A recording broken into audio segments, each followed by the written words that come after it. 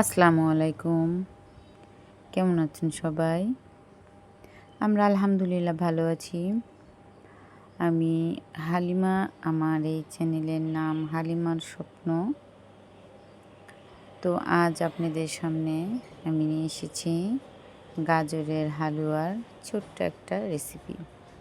প্রথমে আমি গাজরগুলোকে চাক করে কেটে সিদ্ধ করে নিয়েছি এবং তারপর এটাকে দেখেন ব্লেন্ডারে ব্লেন্ড করে নিলাম। ব্লেন্ডারে দেখেন মাশাআল্লাহ মিহি করে ব্লেন্ড করে নিয়েছি। ব্লেন্ড করার পরে প্যানে আমি ঘি দিয়ে তার ভিতরে বাদাম কিশমিশ দিয়ে হালকা করে ভেজে নিব, কারণ ঘির মধ্যে ভেজে নিলে জিনিসটার ফ্লেভার খুব ভালো হয়। সেজন্য হালকা করে বাদাম কিশমিশগুলো ভেজে উঠিয়ে নিব এবং এই ঘির মধ্যেই কিছুটা মশলা দিয়ে দিব। মশলাটা হালকা করে ভেজে যাতে আর ফ্লেভারটা ছড়ে যায়, তারপরে আমি গাজরগুলা দিয়ে দিব। গাজরের পেস্ট বলেন, গাজরের পিউরি বলেন, এটা ঢেলে দিব। ঢেলে দিয়ে কিছুক্ষণ নাড়ার পর এর মধ্যে দিয়ে দিব আমি চিনি। তো এখানে আমি 1 কেজি গাজর নিয়েছিলাম। 1 কেজি গাজরের জন্য এখানে আমি 3 কাপ চিনি দিয়েছি।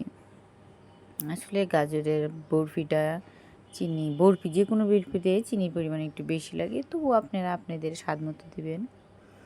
তারপরে দিয়ে দিলাম 1 কাপ গুঁড়ো দুধ। গুঁড়ো দুধ দেওয়ার পরে আমি জিনিসটা ভালোভাবে নাড়াচাড়া করা শুরু করলাম। দুধটা খুব একটা মিশে যাবে এমন না, দুধটা মিশে না গিয়ে যদি দলা দলা থাকে এটাও খেতেও ভালো লাগে, দাঁতের নিচে যখন পড়ে বেশ ভালো লাগে। দিয়ে আমি এটাকে নাড়তে শুরু করলাম। নাড়তে যখন দেখলাম যে পেনের গা ছাড়া হয়ে আসছে, তখন আবার একটু ঘি দিলাম। এটা আসলে শেষে ঘি দেওয়ার উদ্দেশ্য হচ্ছে ঘিয়ের ফ্লেভারটা যেন স্ট্রং থাকে। আপনি প্রথমে যতই ঘি দেন, এটা নাড়াচাড়া করতে ঘিয়ের স্মেলটা একটু কমে আসে। সেজন্য যে কোনো জিনিস তৈরি করার সময় আপনি শেষেও একবার ঘি দিয়ে দিবেন, তাহলে এর ফ্লেভারটা অনেক স্ট্রং হয়, ভালো থাকে। তো দেখেন এই যে পেন থেকে যে একদম ক্লিয়ার হয়ে গিয়েছে, ছাড়া হয়ে গিয়েছে। এই দেখেন, এর ফাঁকে আমি একটা প্লেটের পিছে আর কি ঘি ব্রাশ করে রেখেছিলাম। সেখানে দেখেন আমি সম্পূর্ণ হালুয়াটা ঢেলে দিয়ে সুন্দর করে প্যাচুলা দিয়ে চেপে এটা আর কি ফিনিশিং করলাম এবং আগে থেকে ভেজে রাখা বাদাম কিশমিশগুলো দিয়ে চেপে এর ভিতরে সুন্দর করে ছেদ করে দিলাম।